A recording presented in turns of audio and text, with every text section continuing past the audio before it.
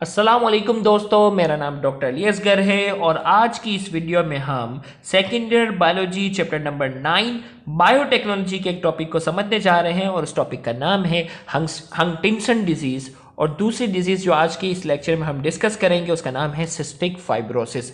याद रहे ये दोनों जो हैं वो यूनिफैक्टोरल डिफेक्ट्स की एग्जाम्पल हैं जिनको आज के इस लेक्चर में हम समझने जा रहे हैं। तो इस लेक्चर को शुरू करने से पहले आपसे रिक्वेस्ट करेंगे कि अगर आपने अब तक हमारे इस चैनल को सब्सक्राइब नहीं किया जो कि सिन बोर्ड टीचिंग के नाम से है तो काइंडली आज ही आप हमारे इस चैनल को सब्सक्राइब करें, साथ ही साथ बेल आइकन को लाजमी क्लिक करें ताकि हमारी अपलोड करदा तमाम वीडियोस की नोटिफिकेशन आपको खुद ब खुद रिसीव हो सके। तो आइए हम स्टार्ट करते हैं हंटिंगटन डिजीज। तो हंटिंगटन डिजीज की अगर हम बात करते हैं, याद रहे ये यूनिफैक्टोरल डिफेक्ट है ना। It is due to an autosomal dominate allele on chromosome 4 the affected individuals are heterozygous for the defective gene. हमने कहा ये बीमारी जो है ये ऑटोसोमल डोमिनेंट एलील की वजह से। ऑटोसोमल का मैं आपको बताऊं, देखिए गौर से, इंसान के एक सेल के अंदर जो है वो 23 पेयर है ना, 23 पेयर ऑफ क्रोमोसोम जो है वो मौजूद हैं। फर्स्ट 22, याद रखिएगा, फर्स्ट 22 पेयर जो हैं ये कहलाते हैं ऑटोसोम। ये क्या कहलाते हैं?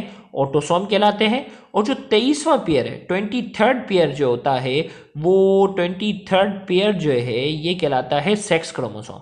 ये कहलाता है 23rd पेयर जो है वो सेक्स क्रोमोसोम है। डिटेल हमने चैप्टर 6 क्रोमोसोम वाले चैप्टर में काफ़ी बताई हुई है।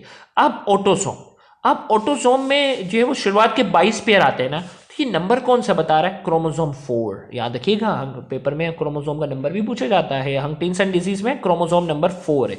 22 है ना शुरुआत वाले, इसमें क्रोमोसोम नंबर 4 है। अब ये कह रहा है ऑटोसोमल का मतलब तो समझ में आ गया कि ये ऑटोसोम में मसला है, डोमिनेंट एलील। अब आपने जेनेटिक्स वाली जो है ना, बेसिक कॉन्सेप्ट ऑफ जेनेटिक्स वाला अगर लेक्चर देखा होगा ना, तो उसमें डोमिनेंट एलील और रिसेसिव एलील का मतलब बताया। डोमिनेंट एलील वो होता है जो होमोजाइगस कंडीशन और हेटेरोजाइगस कंडीशन दोनों में अपना कैरेक्टर शो करता है। तो ये जो बीमारी है, होमोजाइगस क्या है? मतलब दोनों जीन एक जैसे हो। हेटेरोजाइगस का मतलब है कि एक जीन सही हो और दूसरा जीन क्या हो? खराब हो। तो डोमिनेंट अगर एलील लिखा हुआ है तो इसका मतलब ये वो बीमारी है जो होमोजाइगस और हेटेरोजाइगस दोनों कंडीशन में, होमोजाइगस और हेटेरोजाइगस कंडीशन दोनों में उस बीमारी की अलामत जाहिर होंगी।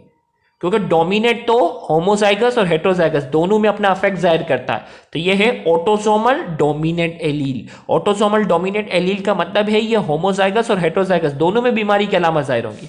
तो हमने कहा it is due to an autosomal dominant allele on chromosome 4। ये क्या होगा?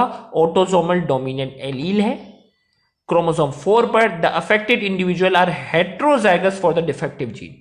और जो जिस बंदे को ये बीमारी होती है ना, वो ज्यादातर क्या होते हैं? हेटेरोजाइगस होते हैं। क्योंकि हेटेरोजाइगस में क्या होता है? एक जीन सही होता है, एक जीन खराब होता है, फिर भी जाहिर होगी अलामत क्योंकि वो डोमिनेंट एलील है। होमोजाइगस इनका होना बहुत मुश्किल है क्योंकि होमोजाइगस के लिए कंडीशन है कि दोनों इसके दोनों अम्मी अब्बू को हंटिंगटन डिजीज की बीमारी हो और फिर उसके यहाँ जो औलाद आए, फिर उसके यहाँ अगर औलाद आए और वो जो है वो क्या हो? होमोजाइगस हो सकती है। लेकिन यहाँ जो है वो क्या है भाई, होमो में भी बंदा बीमार होता है, हेट्रो में भी बीमार होता है। तो ऐसा हो सकता है कि एक सेहतमंद इंसान की शादी जो है वो किसी बीमार इंसान से हो जाए, ये तो मुमकिन है। लेकिन दोनों बीमार हो, दोनों एक जैसी बीमारी वाले हों और उनकी शादी हो, तो फिर इनका जो है वो होमोजाइगस होना जो है वो मुमकिन होता है। क्योंकि इसमें तो हेट्रो और होमो दोनों में अलामत जाहिर होती है ना, तो लिहाजा ये ज्यादातर हेट्रोजाइगस होते हैं, होमोजाइगस बहुत रेयर होते हैं। लेकिन ये इस बात ध्यान में रखिएगा, दोनों सिचुएशन में बीमारी की अलामत जाहिर होती है। अब क्या सिम्टम्स हैं? Symptoms usually delayed until the age of 40-50 years. इस बीमारी की अलामत जो है वो 40-50 साल तक जाहिर नहीं होती। ज्यादातर मामलात में 40 और 50 साल के बाद जो है इस बीमारी की अलामत जाहिर होती है और वो क्या है? Progressive mental डिटीरिएशन।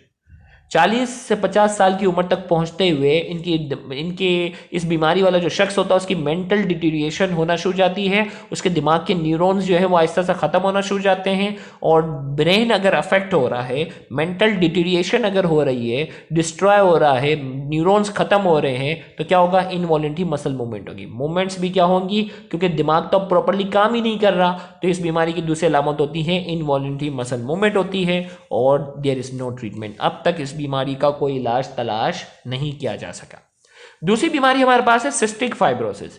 It occur due to autosomal recessive allele. अब ऑटोसोम का मतलब तो हमें पता है, ऑटोसोम का मतलब तो हमें पता है, और ये क्या है, रिसेसिव एलील। रिसेसिव क्या होता है, जब दूसरा भी, रिसेसिव एलील अपना कैरेक्टर तब शो करता है जब दूसरा भी उस जैसा हो, यानी दोनों के दोनों क्या हो, एक जैसे होते हैं तो ही अपना कैरेक्टर शो करते हैं। तो लिहाजा ये क्या होते हैं, ये होमोजाइगस होंगे तो बीमारी की अलामत जाहिर होगी, हेट्रोजाइगस में बीमारी की अलामत जाहिर नहीं होती। अब सिस्टिक फाइब्रोसिस के अगर हम सिम्टम्स की अगर हम बात करते हैं, tendency to chronic lung infection, इनको जो है वो बार बार फेफड़ों में इन्फेक्शन की शिकायत रहती है। Inability to absorb fat and other nutrients from food, लिहाजा इनके अंदर जो सलाहियत है वो क्या है, इनएबिलिटी टू एब्जॉर्ब फैट। ये चिकनाहट वाली जो चीजें होती हैं उसको अच्छी तरीके से एब्जॉर्ब करने की सलाहियत नहीं रखते, लिहाजा क्या होगा, and other nutrients from food. अगर फैट एब्जॉर्ब नहीं कर सकेंगे तो fat soluble vitamin, fat soluble vitamin कौन से हैं, vitamin A, vitamin D, vitamin E, vitamin के, ये फैट सोल्यूबल विटामिन भी अच्छे तरीके से एब्जॉर्ब नहीं कर सकेंगे। ट्रीटमेंट क्या है, फिजियोथेरेपी फॉर लंग प्रॉब्लम्स, फेफड़ों में जो इन्फेक्शन बार बार हो रहा है उसकी फिजियोथेरेपी करवाते हैं। Periodic treatment with pancreatic extract. Pancreatic extract क्या है, लाइपेज। पेंक्रियास में अमाइलेज, लाइपेज, ट्रिप्सिनोजिन, ये एंजाइम क्या होते हैं, प्रोड्यूस होते हैं, फर्स्ट ईयर बायोलॉजी में पढ़ा हुआ है। तो पेंक्रियास से हासिल होने वाला एक एंजाइम जिसका नाम है लाइपेज, जो कि चिकनाहट वाली चीजों को हजम करने में मदद देता है, तो क्या करते हैं, पेंक्रियाटिक एक्सट्रैक्ट हासिल करते हैं।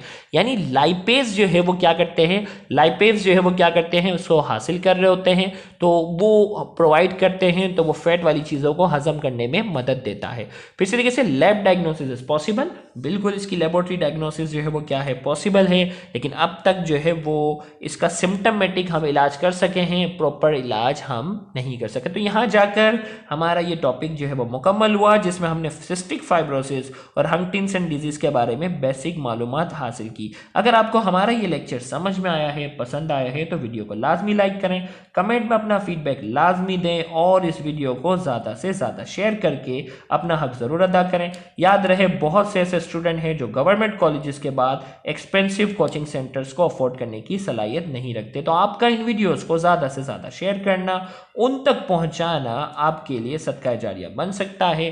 Thank you very much. Allah हाफ़िज़।